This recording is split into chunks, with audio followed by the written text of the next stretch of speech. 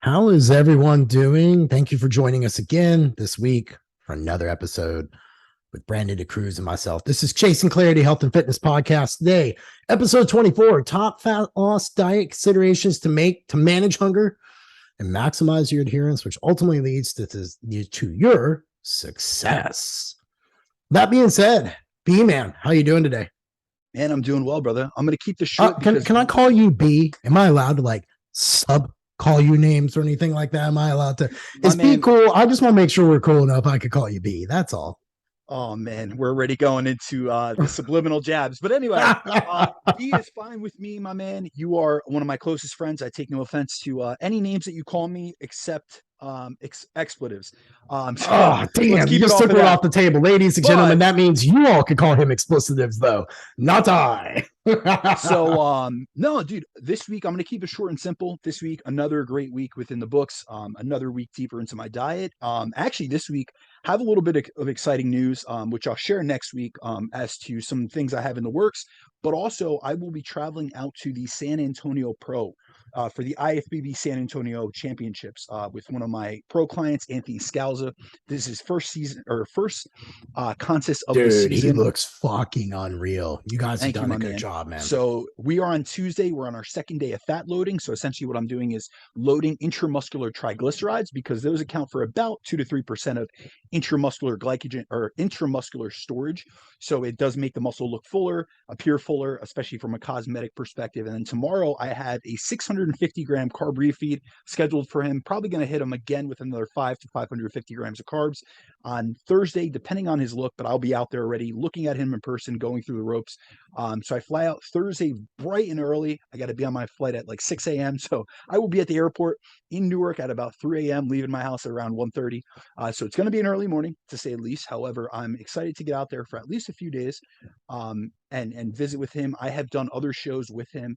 But I do want, actually, I do want to tackle this because I am talking about one of my competitor clients. I actually have had a lot of viewers, listeners of the show reach out and ask if I do lifestyle clients. And honestly, I went through my roster this past weekend because I really wanted to see like how it's skewing. Because when Jeff and I initially linked up, Jeff had provided me with some mentorship besides just friendship. He gave me some guidance on my business and the direction I was heading in a good 3 years ago. And he was like, listen, right now you're heavily skewed towards competitors. You have a lot of skills that are multifaceted. You really should work with more Gen Pop. And at the time, it was probably about 30 to 40% of my clients were Gen Pop. Guess how high of a percentage my Gen Pop or my lifestyle clients is now? Jeff, you're not on. I can't hear you. Don't know. Mike's acting funny today. So that is 70%. You're spot on. So damn, I went from 30 to 70. I went from 70% competitors 3 years ago and 30% lifestyle clients to the exact opposite. And I analyzed all my numbers this weekend. So for anyone out in the audience, I am someone, I've never niched myself down and I've made sure not to do so. Initially, early on in my career, I did work heavily and predominantly with competitors. But even the last few years, it has been a 50-50 split. And within the last year, it has skewed more heavily towards lifestyle clients. And I really say, I'm looking to help anyone within their goals. And that's why I've never niched myself. I've never become a female fat loss coach or a guy, a coach that targets 35-year-old men that, are busy entrepreneurs, these niche markets, because really, I think that coaching is far more than just becoming very specific in one area and only dialing that in, because ultimately my goal is really to help all different types of clienteles and get experience with all different types of clienteles. And another big thing for me is, I really take a multifaceted approach. So I combine what's been proven in the research with my own anecdotal experience and with my own in the trenches experience, having worked with over 1,000 clients at this point. And really what I'm looking to do is work with anyone that has the goal of improving their body composition, optimizing their performance, and enhancing their health, so that that could be losing body fat, that could be building muscle, increasing performance, optimizing health, but it's all within the constraints of your lifestyle. So if you're a competitor, we're obviously going to push things a little bit harder. But if you're a lifestyle client, I love working with people, parents, busy entrepreneurs, things of that sort. And I really like an all-encompassing thing because, one thing that's different about me, and Jeff can relate to this, is that I like having different challenges within my business and having different challenges because I really look at coaching as a problem solving. type of role. It's not just about the X's and O's of macros and calories within nutrition and sets and reps in the gym. It's about helping someone optimize their lifestyle and optimizing different various aspects from nutrition, training, sleep, stress management within the constraints of their lifestyle and their responsibilities. And I don't niche myself down because honestly, I fear boredom with that. And I do mentor a lot of other coaches, which are high level. They have tons of clientele. They run through 100 clients in a roster at one time. However, what I really see with them and the feedback that I get from them is every check-in's the same. So it's really systematic for them to do. It's very easy for them to roll through their check-ins. However, it gets boring for them. So I really like the fact that 1 minute I'm working with an IFBB pro who I'm trying to get on the Olympia level stage. And the next minute I get today I just had one of my clients right after Anthony checked in, Bryn, who has a daughter. She's a single, parent. She's just working through a fat loss phase. We're about to reverse diet her. She was a former, athlete that had, a bad relationship with food. And we really focus on the psychology of dieting rather than just the physiology. So it gives me this multi-pronged approach, and it just gives some variety to my day, which is really interesting. And it's also, appreciated at this point in my career because I am 10 years in. So if I was working with only the same type of clientele, same genre, and really niching myself down 10 years into this, I don't know if I'd had the same passion. So that's my week for me. Jeff, tell me about yours, my man. Dude, let's see. Friday night, my good friend was in town. It was nice to see him. He lives a few hours away. He was up for a concert, so I got to spend some good time chatting with him. Saturday went out to dinner. It was a really good dinner, a place I'd never been. Cinema here in Nashville. If I ever when you come back in town, I'll take you. It's an old converted movie. Looking forward to it. It's an old converted movie theater. Ooh, I would love that. And I'm huge into movies. Yeah, well, it's old converted movie theater into a restaurant, so it's still got a movie theater feel. Yeah, but it's kind of really bougie type food. It was great experience, great time, and then Sunday, I didn't do shit except get high and sit on my couch and just enjoy football for once, which was nice. And that was something that I had been looking forward to doing because I pretty much have had a wild last few months, as Brandon knows. This upcoming week, though, I head to Knoxville. I'm excited about that. I'm spending my 42nd birthday ringing in, hopefully watching my University of Tennessee Vols beat those shitty Florida Gators. 102,000 people. It's sold out. It's going to be out of control. My brother-in-law texted me and I was like, it's like, what time you start drinking? I'm like, well, any luck, hopefully 7. He's like, dude, the game's not till 3:30. I'm like, I'll be fine. It's going to be hot. It's going to be in the sun. It's going to be a wild experience. When you come up here next year, I have to take you to a UT football game. There's just nothing. It's one of the top 5 biggest stadiums in the country. Just the fan base, another 20,000 people pile on the campus. It's just packed. It's electric. So funny story about me. So initially I went to college and I was going to be a college athlete. I ended up blowing out my knee. I blew out my ACL, MCL, LCL, and medial lateral sides of my meniscus. And so I had a full knee reconstructive surgery my first year of college. And I decided to go for a fraternity instead because I was, I kind of got into bodybuilding as a result of not being able to compete athletically any longer. And I went to a D1 university because of the fact that I initially had a full ride to an academic university, which is the College of New Jersey and in Jersey, my home state, which is the best academic university for just scholastics. But I ended up going to Monmouth University because it was D1. So I lived with the football team my first year thinking I was going to go out for the team. However, I got that injury. And so the experience of living with 7 other college varsity, because a lot of these guys were starters. I lived with the national champion wrestler at the time. He was a starting player on the team. It actually made me hate football. So I stopped watching it because all I would hear all day is them screaming every Sunday. So the only time that I watch football is actually in person. So that would be something I'd be interested in because I love the energy of games, but I can no longer watch it on TV. It's just something I don't have a passion for. It reminds me of those times that I spent my whole weekend hearing these guys scream at each other because it was, football is something, it's almost like religion, especially it is. Oh, yes, and the sir. thing is, they take it so, even they're all on their own same team and they're fighting with each other about a team that they don't play for. And it just never made any sense to me. It gave me a headache, to say the least.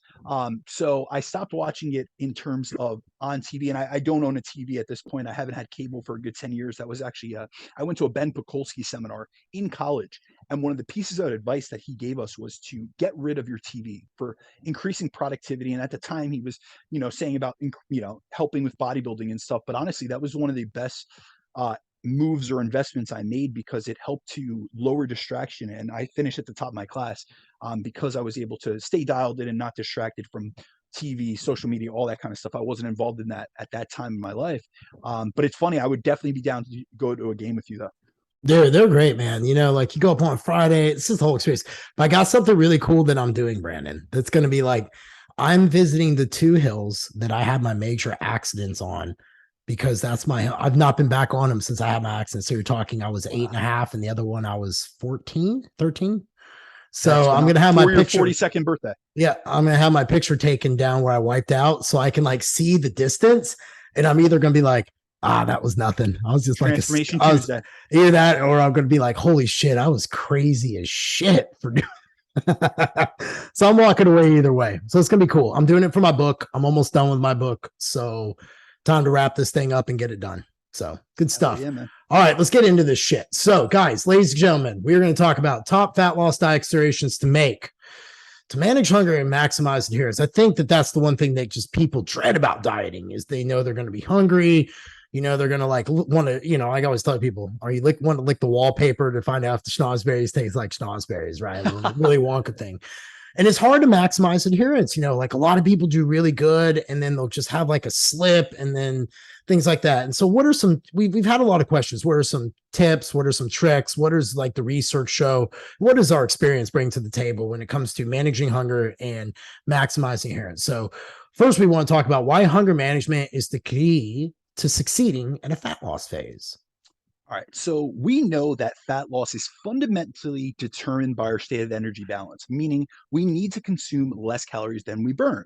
Now, our state of energy balance and our ability to create a deficit is mostly influenced by our energy intake, as we can eat calories far quicker than we can burn them, which is why nutrition is the first component and the fundamental component that we need to focus on when it comes to designing an effective fat loss plan. Now, what we have to realize is hunger is a natural response to calorie restriction. That is an inherent part of the process.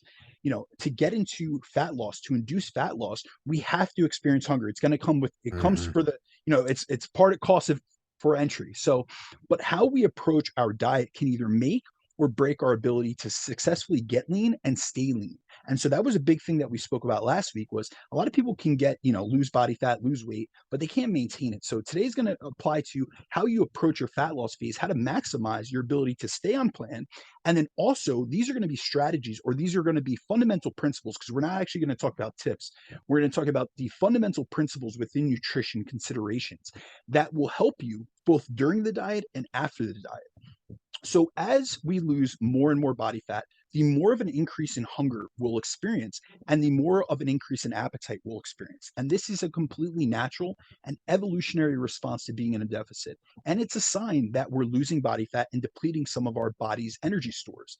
And actually, when we look at the research, and there's only limited research on this, but it indicates that for every kilogram of body fat that we lose, so not body weight, but pure body fat that we lose, we can expect to experience 100-calorie increase in appetite approximately. So if you were to lose 10 kilograms or 22 pounds of body fat, you may experience an increased drive to eat 1,000 calories more than you currently experience. And it's important to note that despite this increased drive to eat, you'll most likely completely negate your deficit if you follow your body's intuition and drive to eat more. So this is why hunger management is so important, because unfortunately, we can't just independently turn off hunger. However, we can influence and manage our hunger levels through our decisions, our habits, and our behaviors around food and our food choices. And now here's the thing. Most of the content that I see out there on hunger centers around hunger hacks that may help you get over hunger in the moment, but this type of information doesn't address the issues within the diet construction in and of itself, which are leading you to feel excessively hungry. So today, what we wanted to do was cover some of the key nutritional principles. And these are ones that I utilize myself when designing a fat loss diet, both in my own life, which I'm going through right now. So these are all fundamental principles that I've been utilizing within my own fat loss phase, which you guys can follow. You know, I've been posting my journey on Instagram at @BrandonDeCruz_. But I also utilize with clients in order to manage hunger and increase adherence, as those are the keys to long-term dietary success. So today we're going to hit on, you know, very key fundamental principles, including energy density, the Satiety Index, and the palatability of a fat loss diet, and how to leverage that to set ourselves up for success throughout a fat loss phase. And then these are also strategies that are going to be fundamental principles to helping you stay lean in the post-diet phase, which we discussed last week. So I have a question for you. What are some top dietary aspects then, like that people should be concerned? Because you mentioned hacks. So you have hacks in one area, but what are some aspects on the other side that you think people should mention? So when I mentioned hacks, I meant a lot of people, that's what they highlight. They highlight the hacks. And now we could do like a hunger management tips. I don't like to use the words hacks. There is no hacks. To get lean, to get shredded, you're going to experience hunger. There is no hack around that. There is no, for every gimme, there's a gotcha. Now, here's the thing. A lot of people focus on those hacks because that's clickbaitish. That's what's going to get people in to listen to the content. But really, what are we here to do, Jeff? We're here to provide clarity on complex topics, which is why we're going to go deeper than most people do on podcasts. And also understanding both the physiology and the psychology of fat loss enables us to take a deeper dive and really help people fundamentally, because a hack is something you do in the moment that provides you temporary relief. And that's all well and good. It might help you within the moment. It might help you get past a meal or a day. But if you're constantly dealing with hunger, because you don't have these key fundamental principles in place, you're not going to be able to adhere long term. So it doesn't matter if you could diet for a day. It doesn't matter if you could get past a meal. It matters, can I do this for 4, 8, 12 weeks, 16 weeks? Can I do this post diet? Can I maintain a lot of these fundamental principles for a long term or over the long term to really set myself up for success? So that's why we're not going to go through hacks first. We will eventually cover that on another podcast if that's something that the audience would like to hear. We're not going to term it hacks, though, guys. Just to let you know, I'm not into that clickbaitish stuff, and neither is Jeff. We're really here to provide, really distill quality information, and that's without being clickbaitish. But the first fundamental principle that I look to is energy density. So the energy density of a diet. So pretty much the concept of energy density or calorie density, we can exchange those two. So I'll refer to it as calorie density, so the audience, just is able to relate to it a little bit better.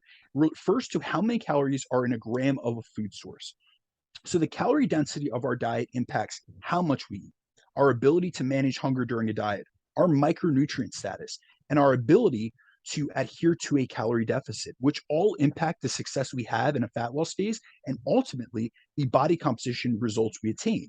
So most rankings of energy or calorie density of foods range from low energy density foods to high energy density foods. So in a fat loss phase, we want to bias more low energy density food sources, as these foods allow us to get a larger amount of food volume for a lesser amount of calories, which is important because the amount of satiety or fullness we feel from a meal is more influenced by our food volume and the size of our meals than it is from the calories contained in that meal. And that's what a lot of people don't realize. And the reason for this is food volume is really important when it comes to actually inducing fullness, because what we have is gastric receptors in our GI tract, in our stomach, that sense pressure in our stomach. So once we've eaten enough food volume within a meal, it extends our stomach. We've all felt that distension from the stomach. And when that happens, it applies pressure to these receptors, which activates them. And essentially what they do is they send a signal to the brain, and specifically to the hypothalamus and then the brainstem in the hypothalamus. And that's what initiates that fullness signal, and it terminates the meal. So it helps us to stop eating. That's essentially the physiological process of experiencing fullness.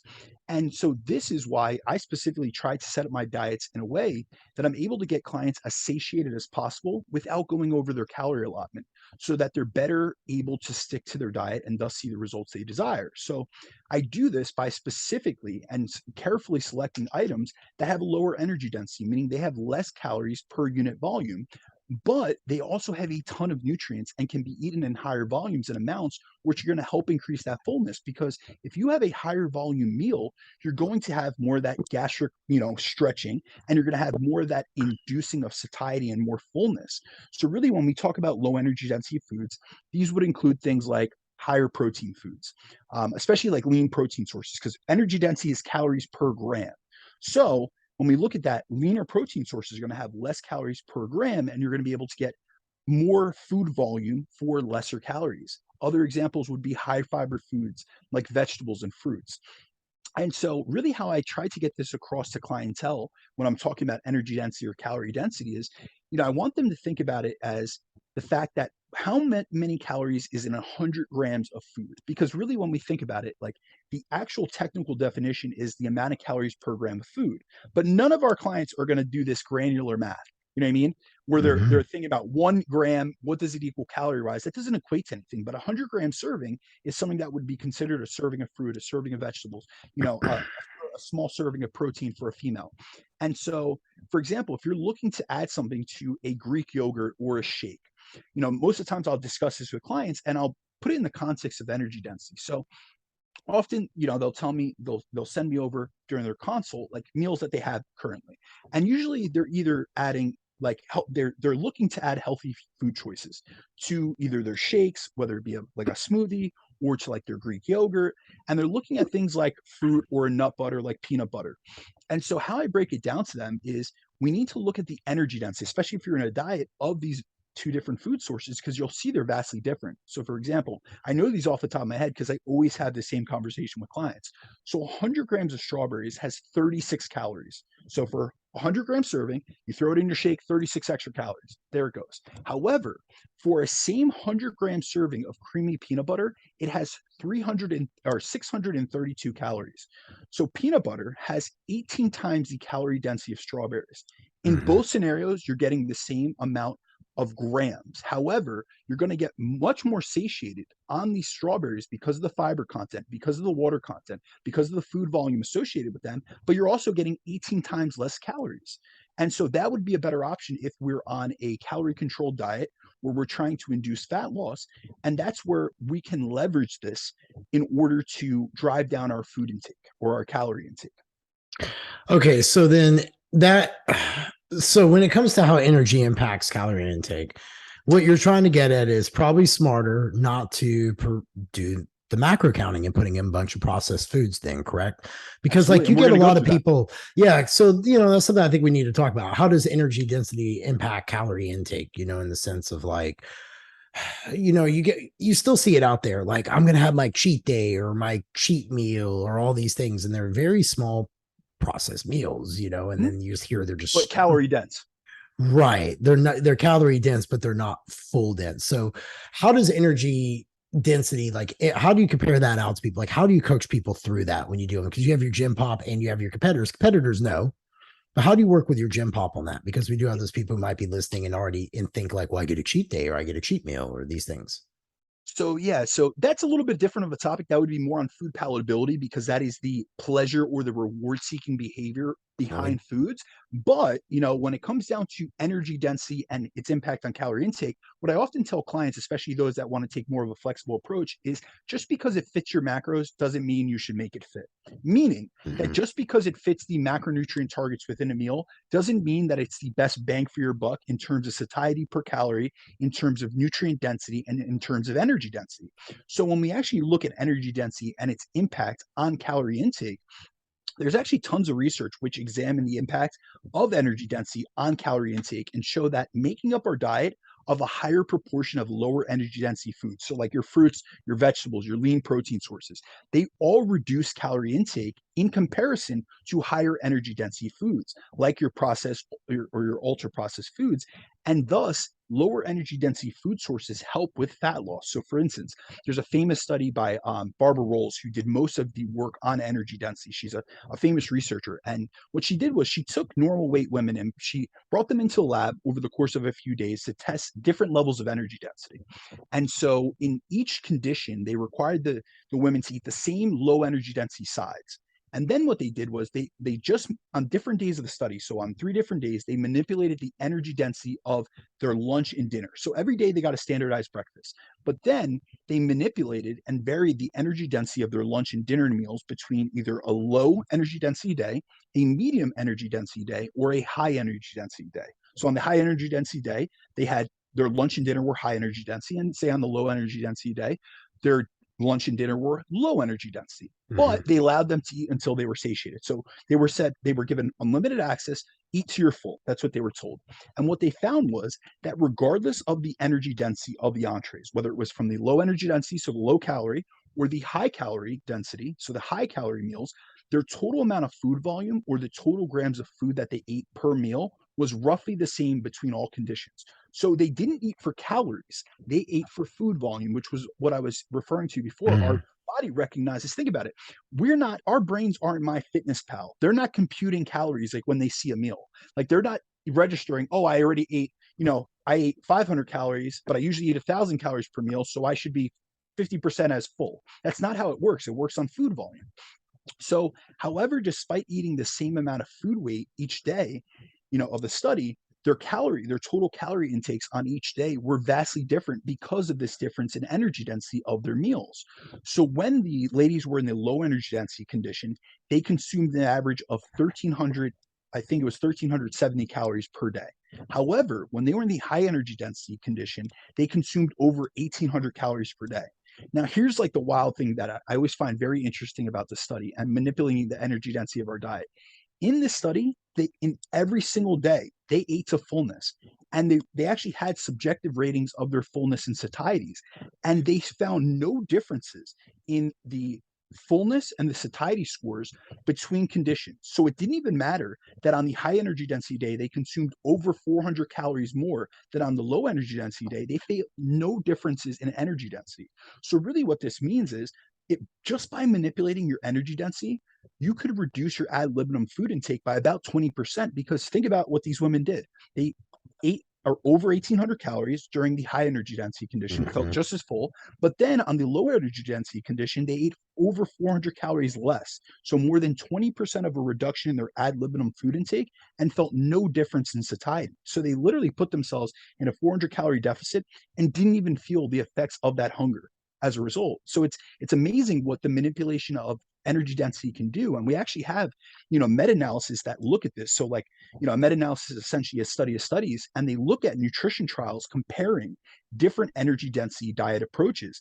And they found that there's a significant relationship between diets made up of low energy density foods and a reduction in body weight. But what's really interesting about a lot of these studies is a lot of them aren't weight loss studies. So they're not purposely putting people in an energy deficit. What they're doing is they're having them, it's not like they have them on a fat loss specific plan.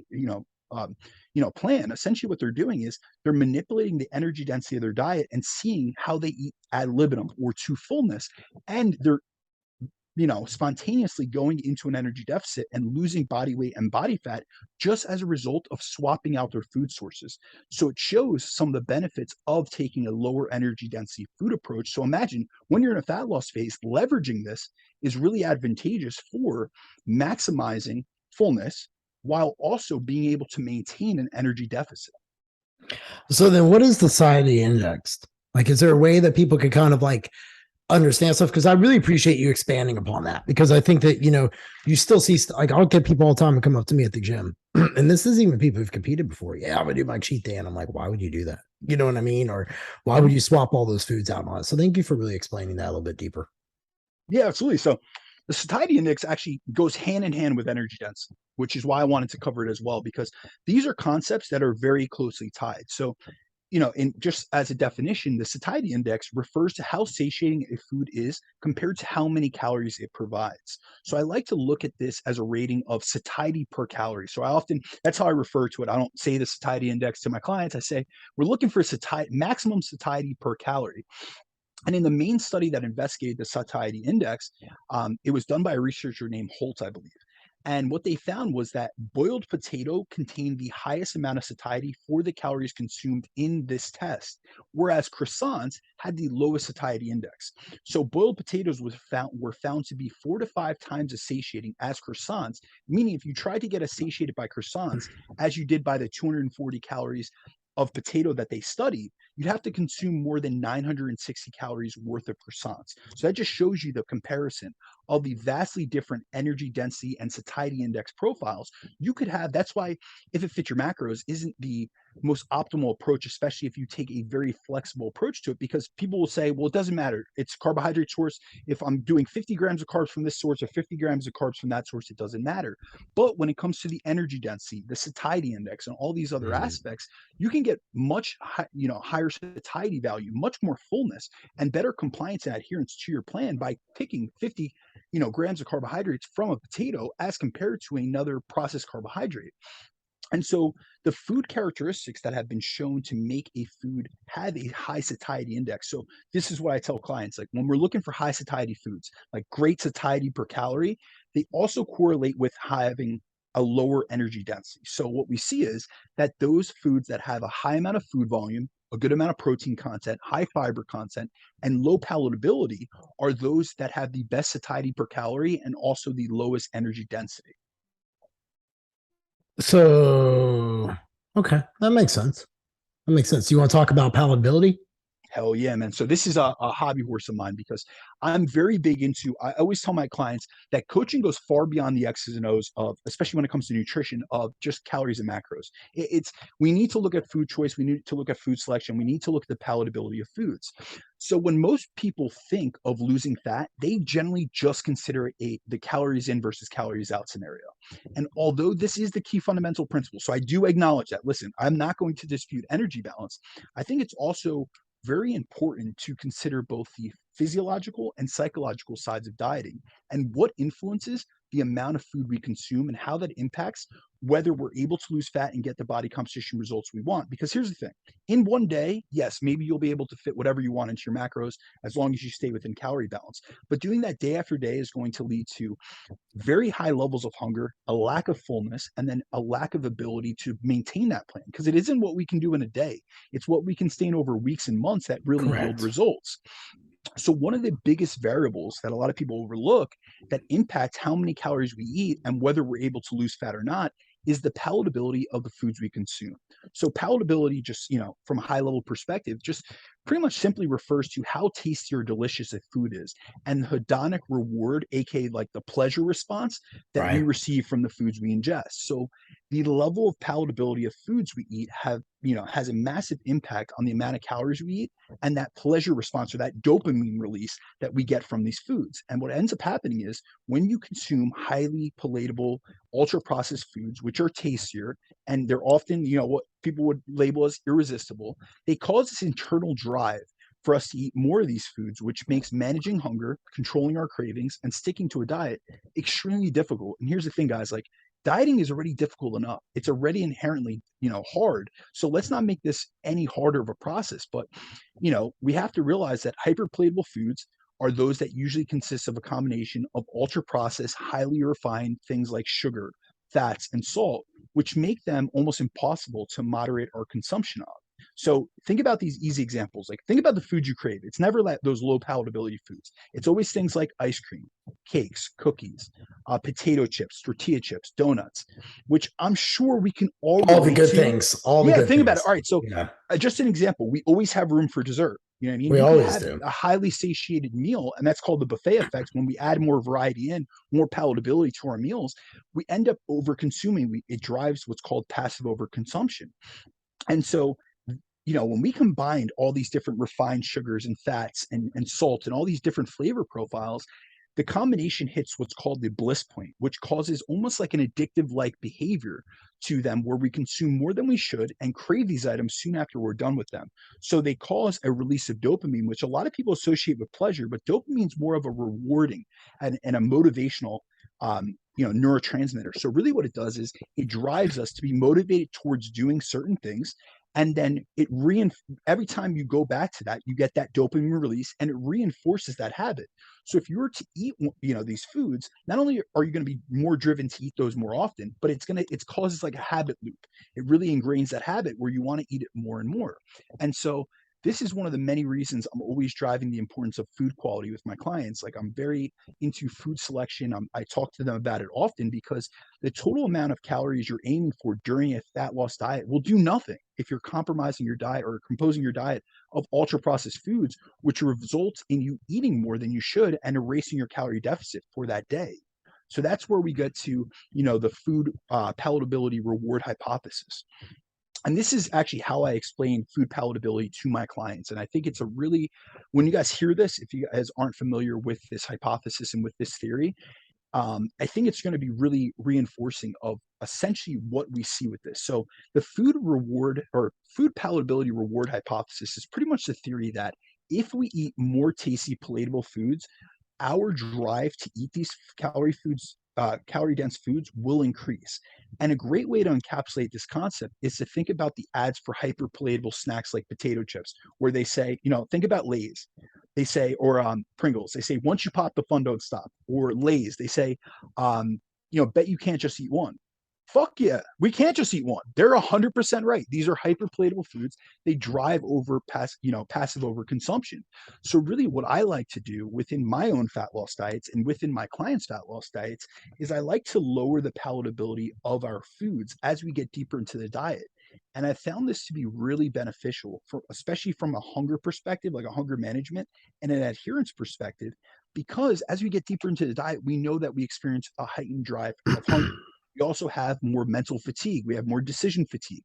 So we're more physically, mentally, and dietarily fatigued. And that's where we're more susceptible to making a lot of mistakes on our diet, more susceptible to giving into cravings or overeating.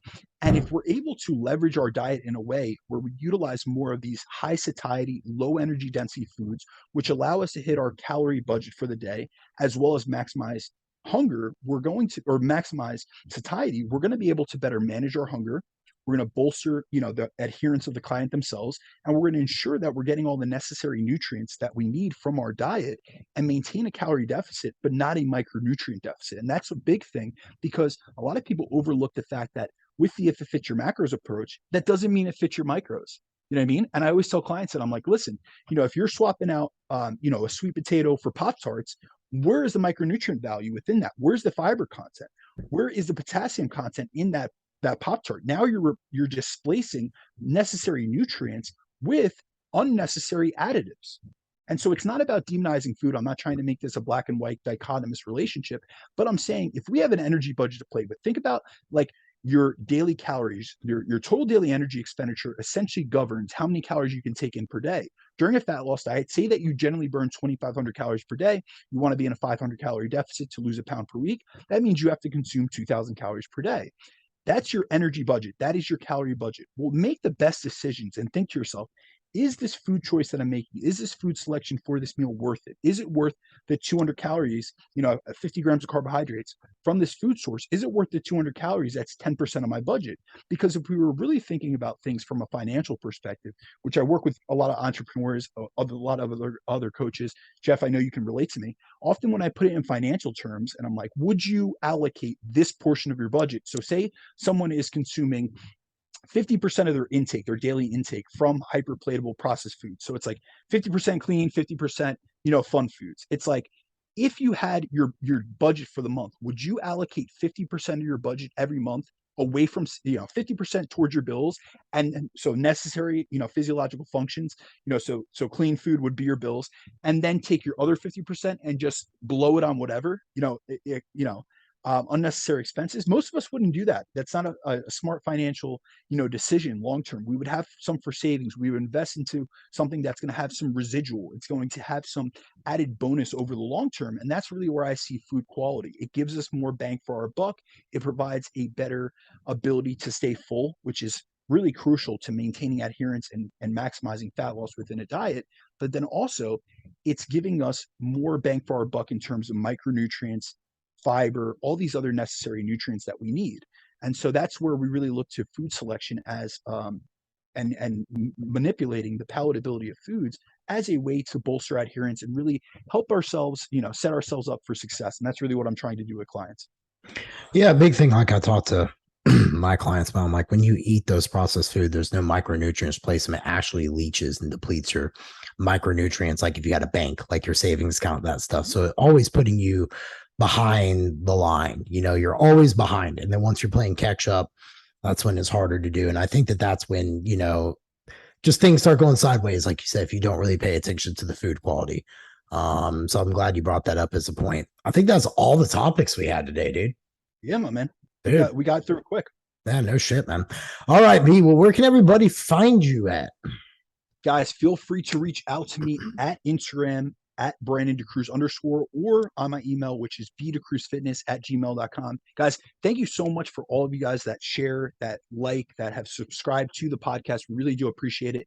Please feel free to reach out to either myself or Jeff if you guys have any questions or follow-ups on the show. But please do continue supporting us, continue making story posts. We love seeing that. We love getting DMs regarding the show and getting feedback, because we literally, try to block out, today I'm behind on things and I have another meeting to get to. So I literally told Jeff, we have a very compressed time window, but let's get a show in just to be able to throw it up this week, because I will be traveling the rest of the week. So, anything you guys need, feel free to reach out to me. Yeah. Guys, ladies, it's nice to chat with y'all in my DMs. You guys have been cool. I've had some great conversations with you all just over anything and everything. I know some of y'all find the things I read fascinating or stuff like that. So it's always cool to have get to know you guys personally outside of just what I do as a coach, and have done for the 17 years. So feel free to always ask questions, just chit chat with me. I enjoy that aspect of this. Podcasting is just a fun way for me to kind of just be a different version, or present myself differently. Like if you were to have a conversation with me at a bar, this is what I would sound like. And that's why I've always liked podcasting. But you guys can find me, Jeff Unbreakable Black, on IG. That's pretty much where I hang out, and relentlessforever.com, and then the best gym in Nashville, Iron House. So with that being said, ladies and gentlemen, thanks for tuning in again. B, tell Anthony, give him a good squeeze on the ass for me and say that's one's from Jeff. He's dug out as hell. You guys have done a great job. He's got no fat on his ass. So I know. I won't be squeezing much, but I do appreciate that. This is a 2.5-year project in the making that we are working towards.